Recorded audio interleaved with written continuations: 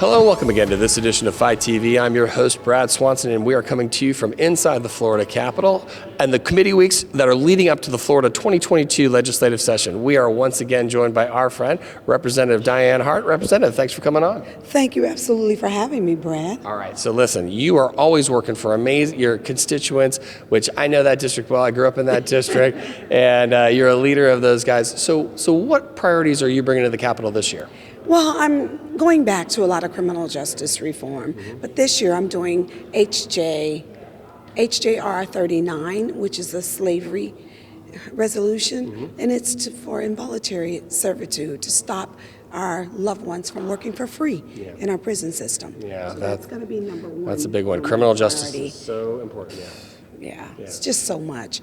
Then, of course, I have HB 169, which last year was 69, so maybe putting one in front of it this year means something, right? Right. And that's the parole bill. Okay. And that's so what does that do? That basically puts some parameters around parole, as opposed to you going back and forth to the Commission on Offender Review and being told, come back again in 5 more years. I'd like to see us identify exactly what it's going to take for you to be released from prison at some point, or told you'll never be released. Either one, at least you know what's happening with your life. You know what to expect. Yeah. For sure. Well, you've always been a criminal justice advocate, as well as a small business advocate and many others.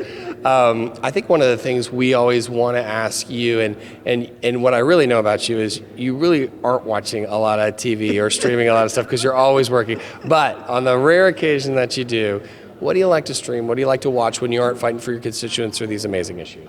You're right. I do very little television watching.